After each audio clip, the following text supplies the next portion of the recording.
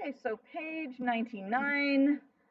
Each oxygen atom has 6 valence electrons, giving us a total of 12 valence electrons. 2 times 6 is 12. Okay, so we've got 6 valence electrons plus 6 valence electrons equals a total of 12 valence electrons. How many unpaired electrons in an oxygen atom? Tell your partner. How many unpaired electrons in an oxygen atom?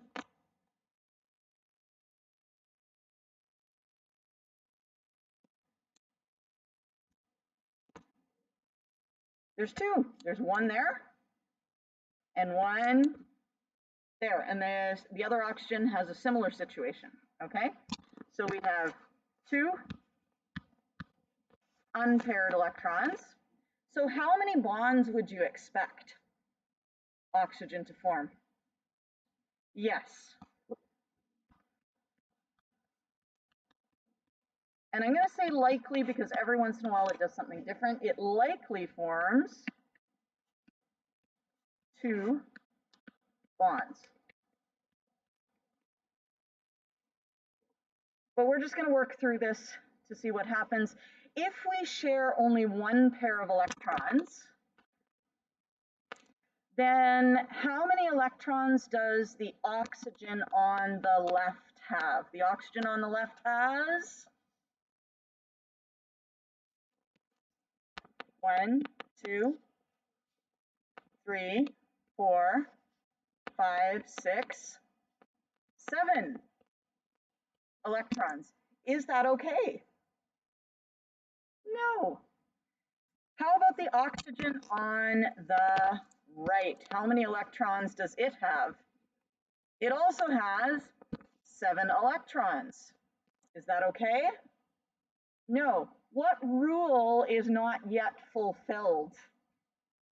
The something rule, the octet rule. So we have not yet fulfilled or satisfied the octet rule.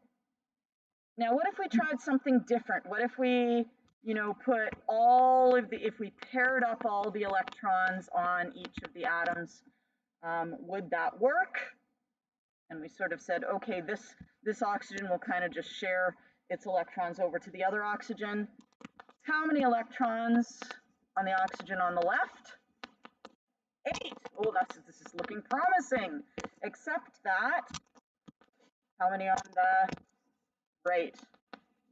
6. So are we good? No.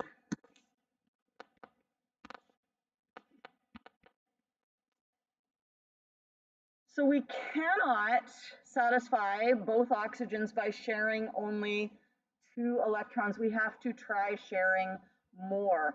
And we're always working with pairs of electrons. You cannot share 3 electrons. It always has to be a pair. So let's try sharing 4 electrons. Okay, so we're going to share those 2 and those 2. And now our oxygen on the left has 1, 2, 3, 4. So 2 lone pairs, and 5, 6, 7, 8. 2 bonding pairs. So 2 lone pairs and 2 bonding pairs. And the oxygen on the right has 1, 2, 3, 4, 5, 6, 7, 8. Hooray! Everybody has 8 electrons. So we have satisfied the octet rule, and this is a correct structure. And if we replace those bonding electrons with lines,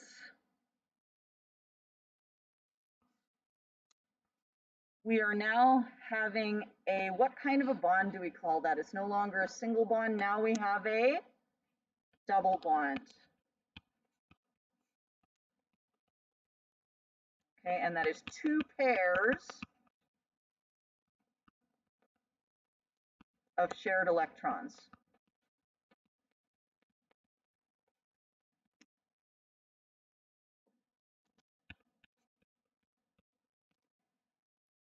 So that's fairly nice.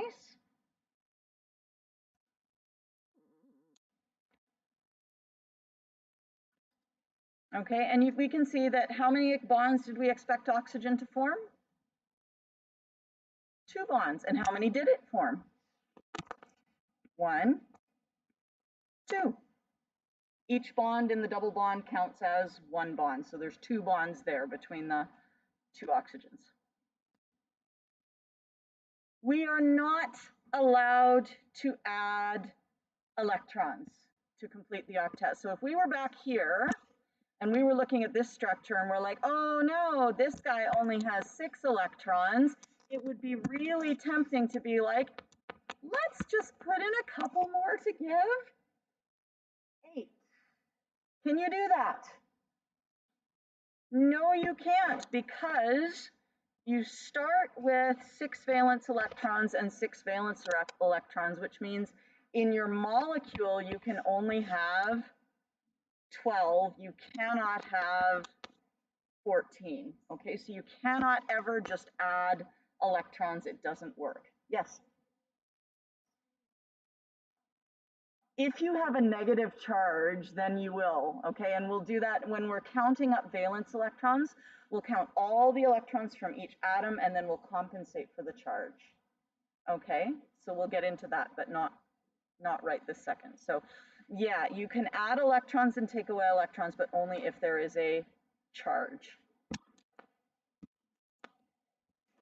Okay, here is nitrogen. Nitrogen is in group 15. And so it has 5 valence electrons. Yes, we're on the next page now. So how many unpaired electrons does nitrogen have?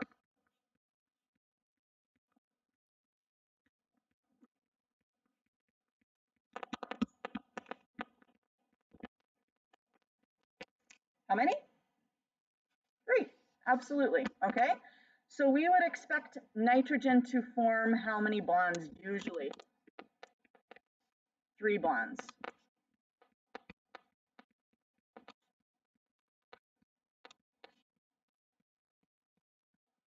And now we're just going to play around with electrons and show you what doesn't work, okay? We're going to say, let's share 1 electron each.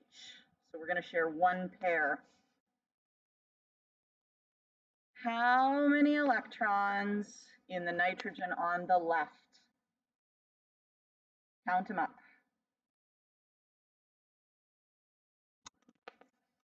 1, 2, 3, 4, 5, 6. Is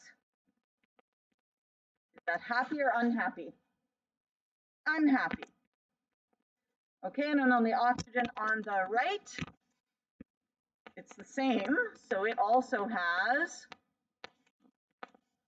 6 electrons, and it is also unhappy. So that's not any help. So when you don't have enough electrons, you're going to try sharing more electrons between them. So if a single bond doesn't work, you're going to try a double bond. So let's try sharing 2 pairs of electrons. All right, and now we can count up the nitrogen on the left. 1, 2, 3, 4, 5, 6, 7 electrons. So that is still not a complete octet. And same thing with the one on the right, still not a complete octet. The other thing is, and I haven't mentioned this really yet, these electrons here, except for very unusual circumstances, once you have a molecule, you will never have an unpaired electron. every electron in a molecule should be in a pair, either a lone pair or a bonding pair, okay? So let's just put a little note over to the side.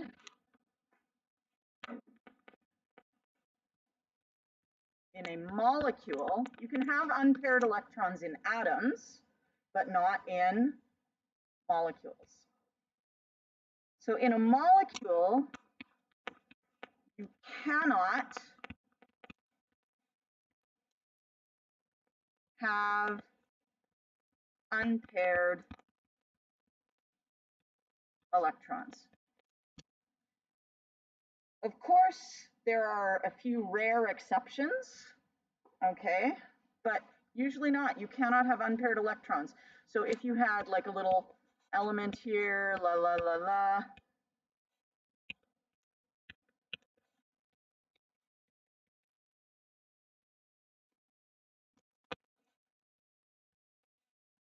no, okay, just no.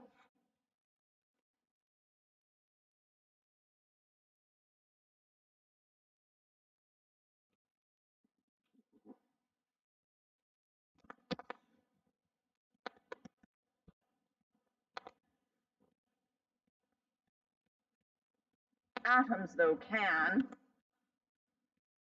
have unpaired electrons.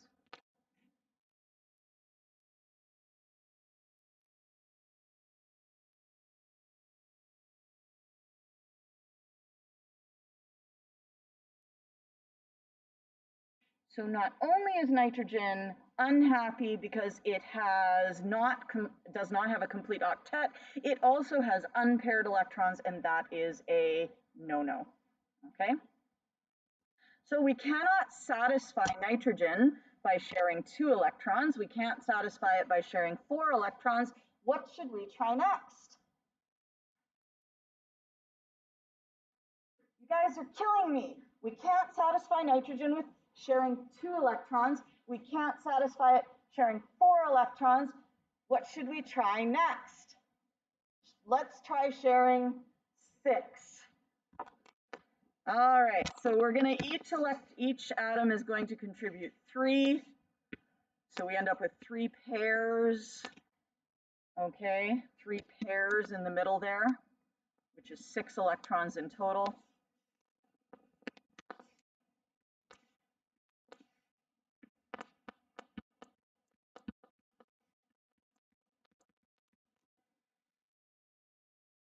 And 3 shared pairs gives us 6 electrons, and then the lone pair on the nitrogen makes 8. Yeah, we have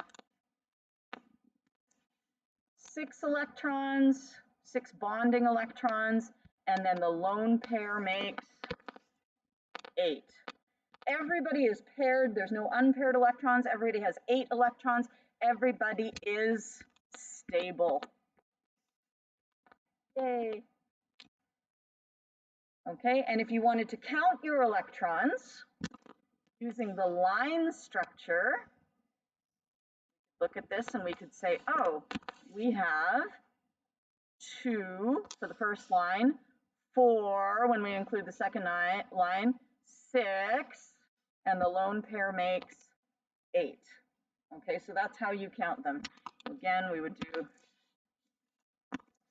2, let me see, maybe I'll do a different color here. 2, 4, 6, and the lone pair makes 8. And we should check our structure and make sure it has the correct number of electrons all together. We have 2, 4, 6, 8, 10 in total. How many did we have to start with? We had 5 valence electrons in each nitrogen, and so we ended up with 10 valence electrons all together. Yay! So it worked. What do we call this bond where we have 3 shared pairs? What kind of bond would that be called? It starts with a T. That is a triple bond.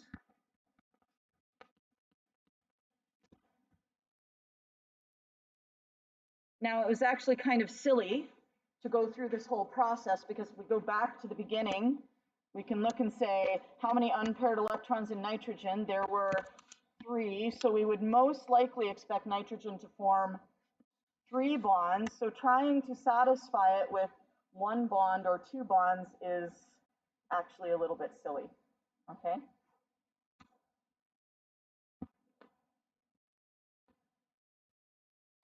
Okay. So what I would like you to do is I would like you to try to draw the Lewis structures for the following molecules. You're going to find the total available electrons by counting up all the valence electrons. You're going to check that each atom in your final structure, so you can draw the individual atoms first. We're going to put C in the middle because it says to put C in the middle, and we're going to put the O's to either side. And then you're going to draw on oxygen how many electrons? 1, 2, 3, 4, 5, 6. 1, 2, 3, 4, 5, 6. So we have 6 valence electrons, 6 valence electrons. How many valence electrons does carbon have? 1, 2, 3, 4.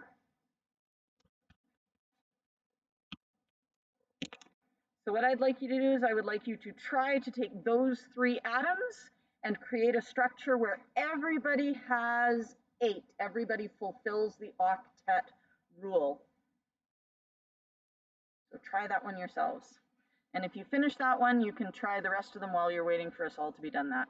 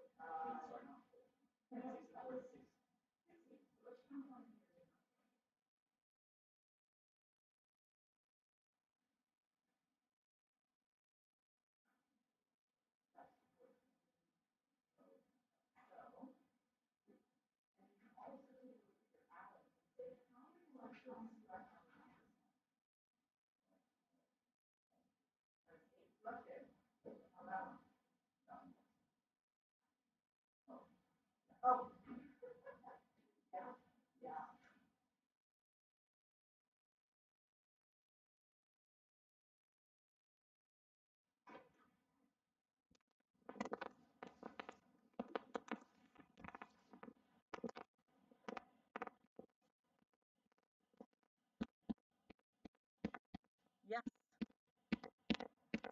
great with you.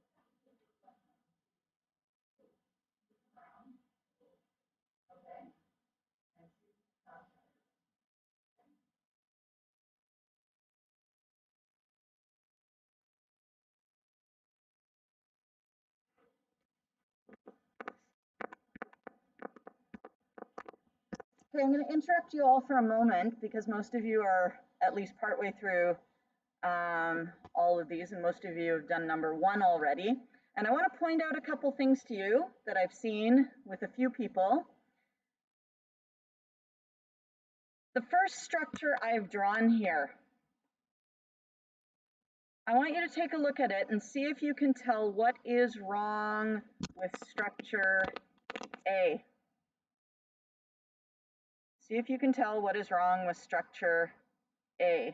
And remember, we had 6 valence electrons, 4 valence electrons, and 6 valence electrons for a total of 16. So what is wrong with structure A?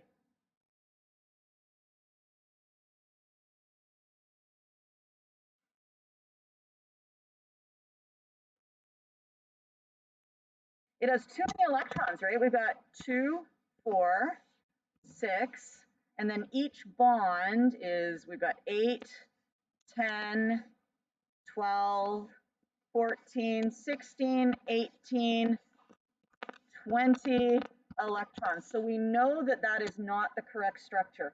There's another way to tell that this is not the correct structure. Can you see another way of knowing that this structure is wrong?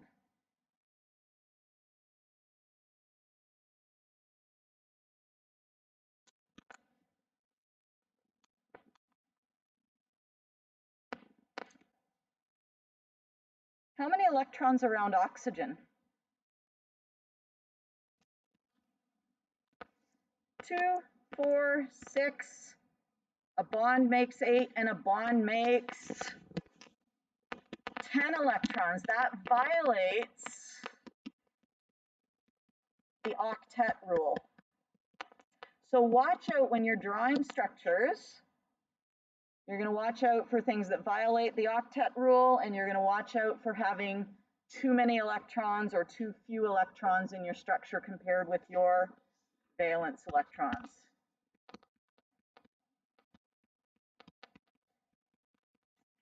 How about in our second structure? What's wrong with structure B?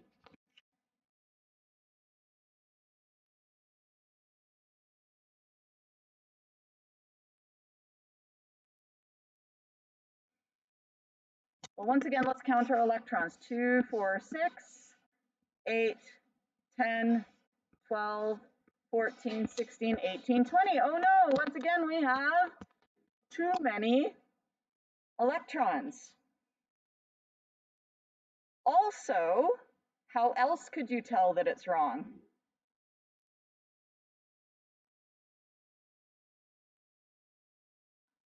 Yeah, like oxygen is okay this time, right? Because oxygen has 2, 4, 6, 8.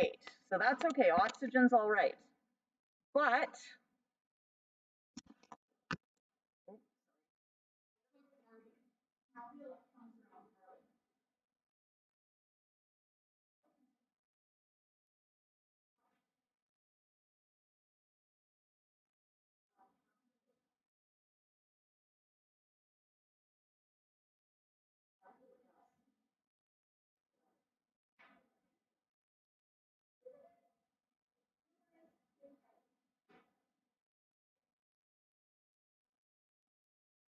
how many electrons are on carbon? 12. Oh, okay. So if we take carbon here and we're like, how many electrons are here? We have 2, 4, 6, 8, 10, 12. Is that okay? No, that violates the octet rule. So how are you guys liking doing double bonds? Are you finding it a little frustrating, perhaps? Would you like to learn a method of doing double bonds that is much less frustrating than just trying to slap them together? Okay, let's learn a method that is just much better than trying to slap them together, okay? So what we're going to do is we are going to, you got a new handout today. It's actually pages that are in the front of your book already, but once again, I don't want you to have to flip, flip, flip, flip, flip, flip. I want you to be able to have it out. So we are going to go to that very first page, and it says how to draw Lewis structures. All right, and we are going to try drawing carbon dioxide using this method. Okay, so CO2. So the first thing we're going to do, what is step 1?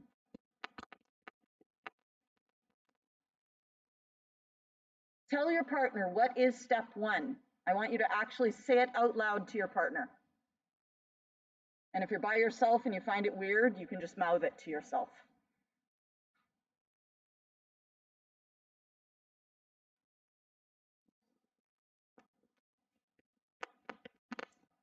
What are you counting? The valence electrons. Now, step 1 and step 2, to be honest, you can do them in either order. Step 2 could be step 1, step 1 could be step 2. We're going to count our valence electrons to start with, though, here. Okay, so we have carbon has how many valence electrons? Carbon is in group 14, and therefore it has 4 valence electrons. So we're going to say 4 valence electrons. Oxygen, we have 2 of them, so we're going to have 2 times as many. So that's going to be 2 times. Now, oxygen is in group what?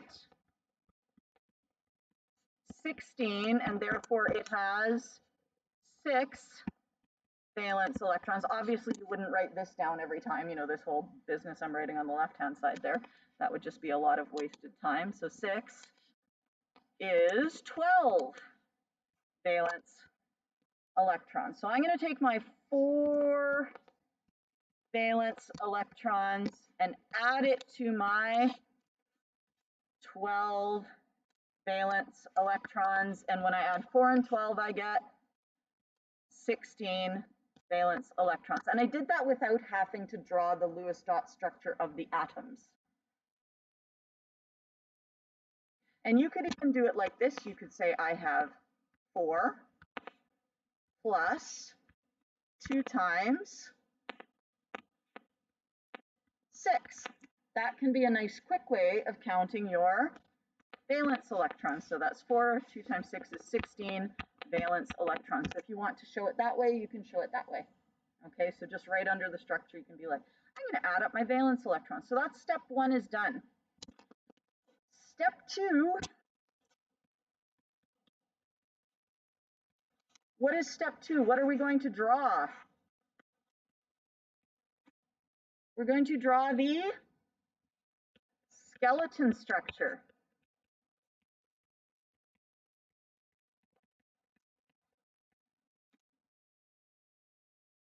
Now that involves figuring out who goes in the center. Out of the carbon and the oxygen, who goes in the center and how do you know? I mean, obviously I showed you earlier, but how would you know that the carbon goes in the center?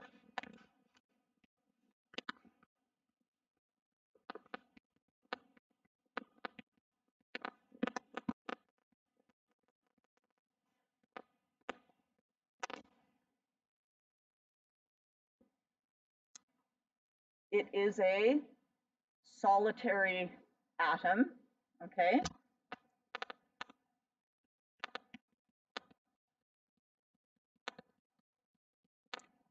There's only one.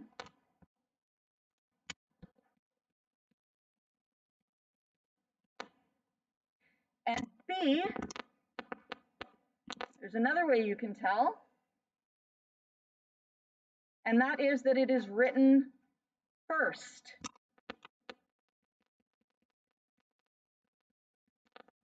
In the formula.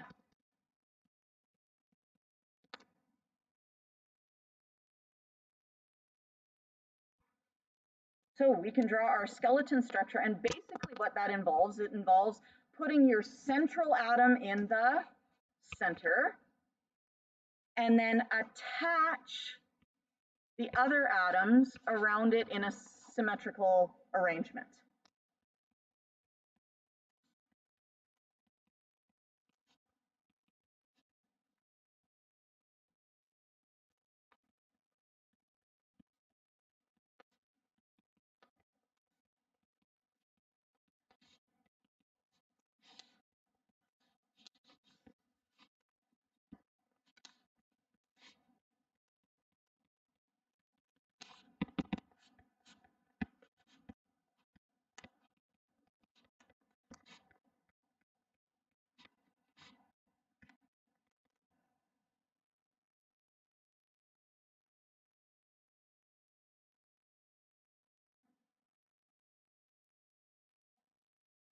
The next thing we're going to do, what's step 3?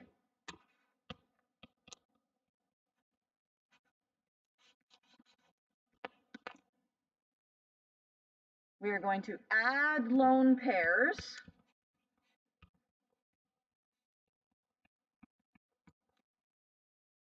so that everybody has an octet.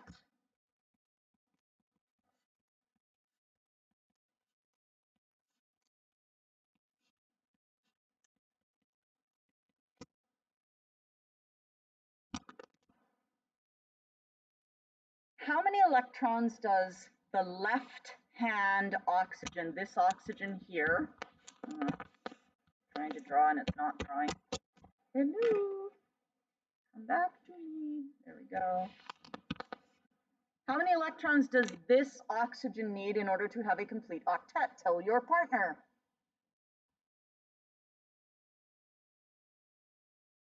Right now, how many electrons does it have? It right now has 2 because it has a bond attached to it, and a bond is always 2. So it's got 2. How many more does it need? 6. So that's 3 lone pairs. Yes, so we got 1.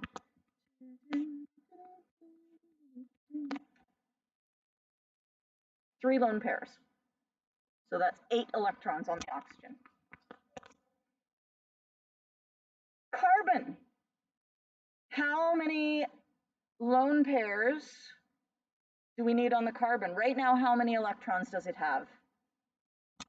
It has 2 here and 2 here. So right now it has 4. So how many lone pairs do we need? 2.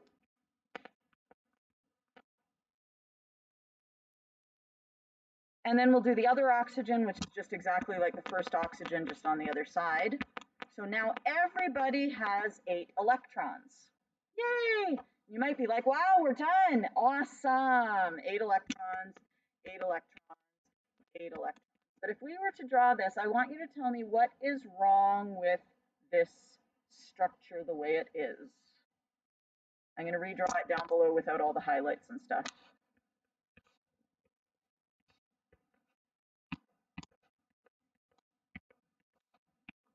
And you might need to look back at your original number of valence electrons.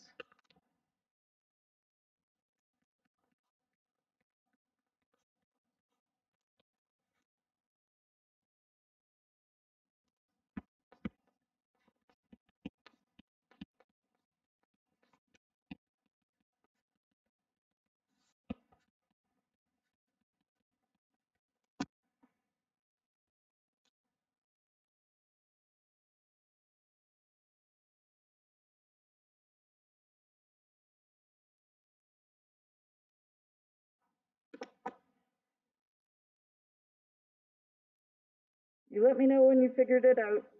I'm just gonna rest.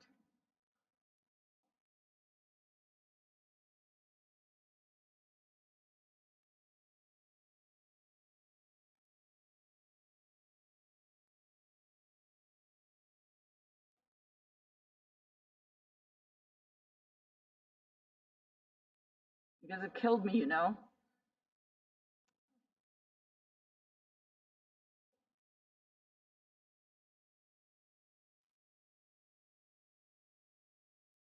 Oh, but what is wrong with this one that makes it need a double bond?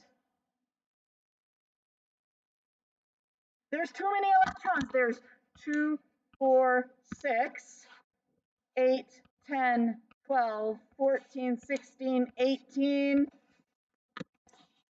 20 electrons, which does not match the 16. That's bad. Okay, so what we're going to do is we're going to go and we've just done the count and check. That was step 4, was count the electrons in the structure.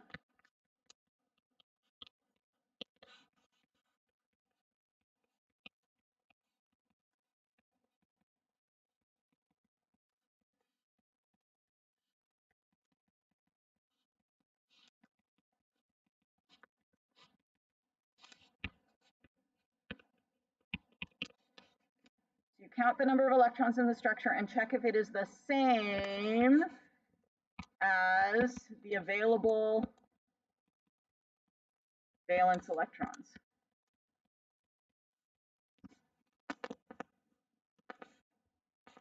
Okay, and we say we have 16 valence electrons. Our structure has 20 electrons.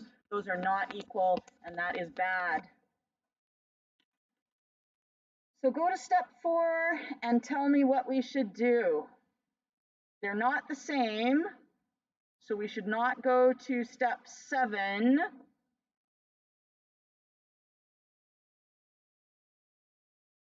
Do we have too many or too few? Too many. How many too many? 4 electrons too many. 4 electrons too many. How many pairs of electrons is that? That's 2 pairs too many.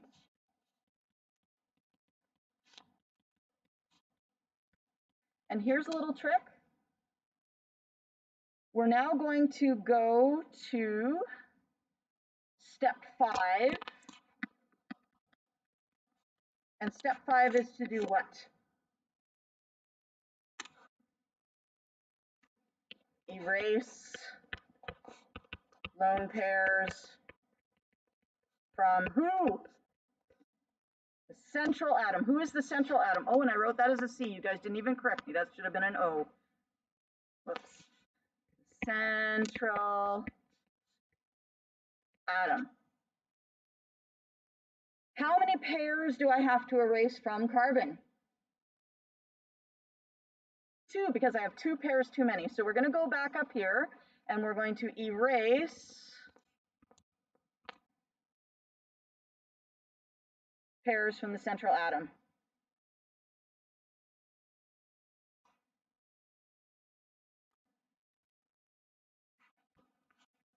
Step 6, we are going to turn lone pairs from the terminal atoms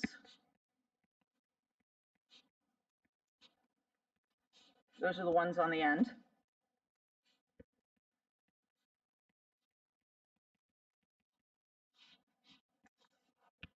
into bonding pairs.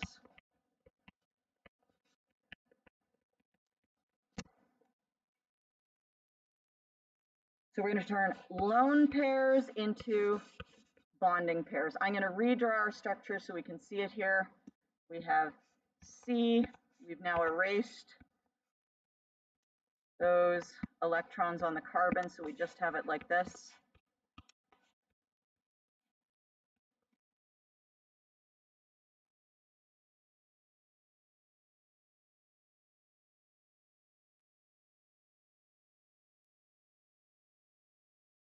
So who are the terminal atoms here?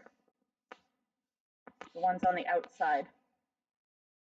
That would be the oxygens, okay? So there's our terminal atoms.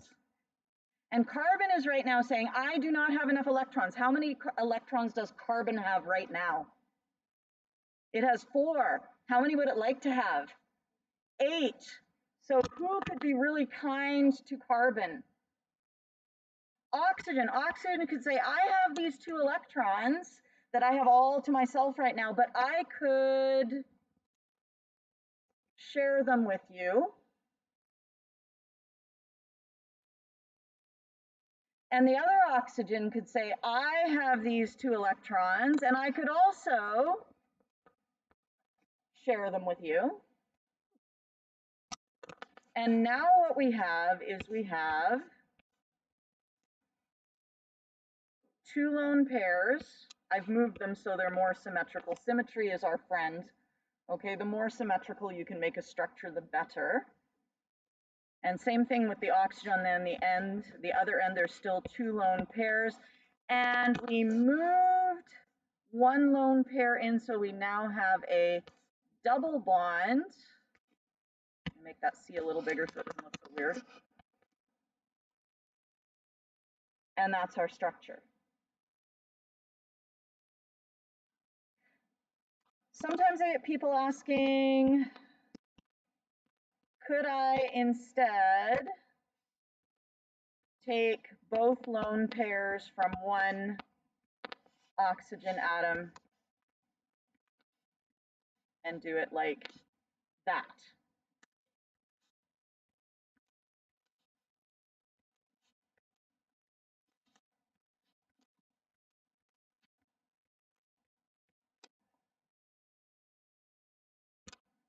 This is not as good. It's a possible structure, but it is not as good a structure, because normally oxygen should have only how many bonds? 2 bonds. So this is not as good a structure.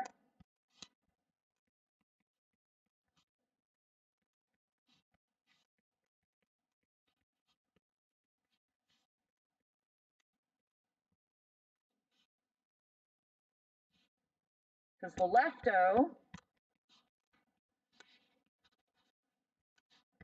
has 3 bonds, the right O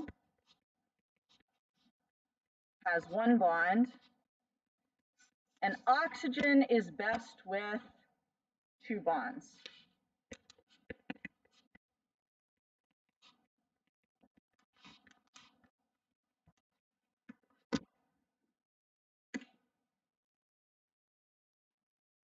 This is the cheater's way of doing formal charge.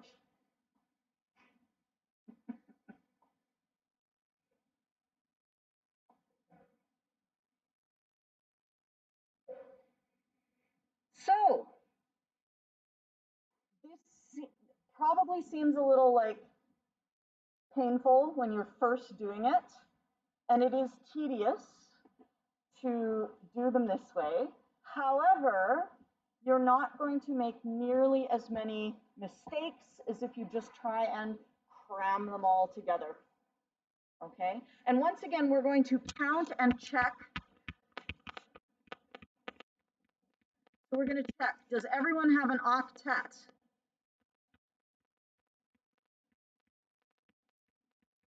Does everyone have an octet? Yes, oxygen has an octet, 2, 4, 6, 8. Carbon has an octet, 2, 4, 6, 8. And the other oxygen has an octet, 2, 4, 6, 8. And now we're going to count our total electrons in that structure. Make sure we only have 16.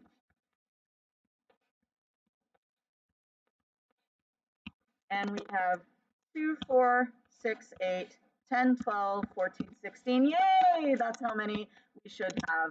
And that is a good structure. And it is as symmetrical as possible. So we are done. Okay? Now, you guys could, for homework,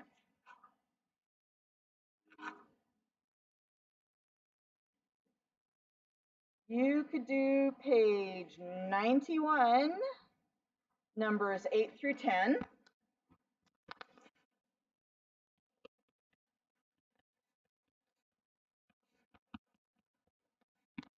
And I want you to make sure that your arrows have arrowheads.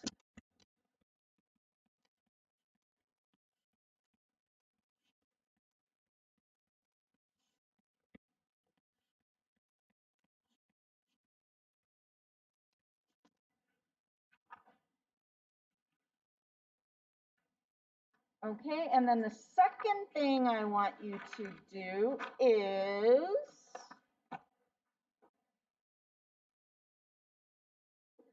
page 124.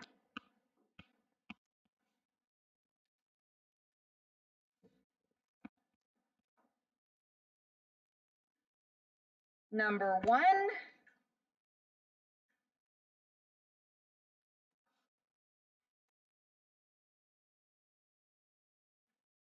and 2. And I want you to use the 7-step method, or is it an 8-step method?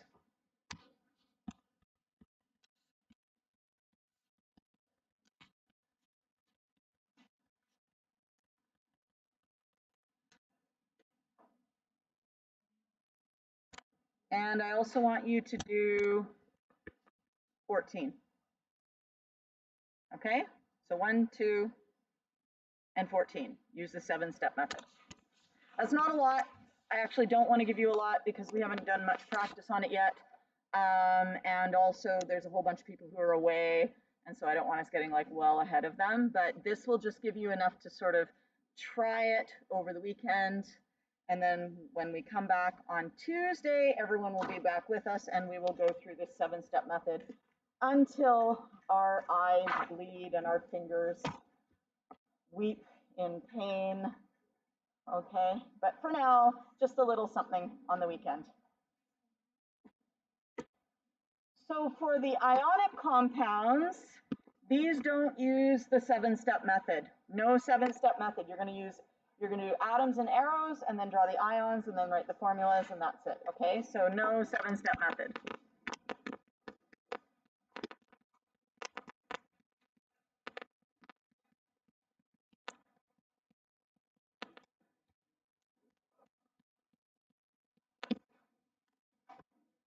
And we will have a quiz on Lewis structures next Friday.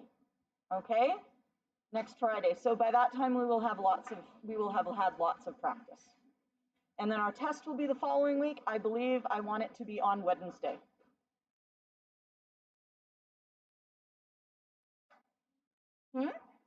No.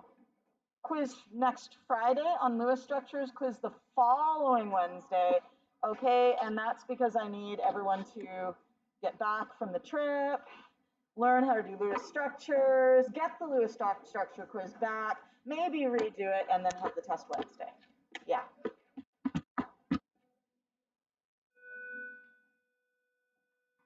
But we'll be starting Unit 4 before we finish all of Unit 3. Like we'll...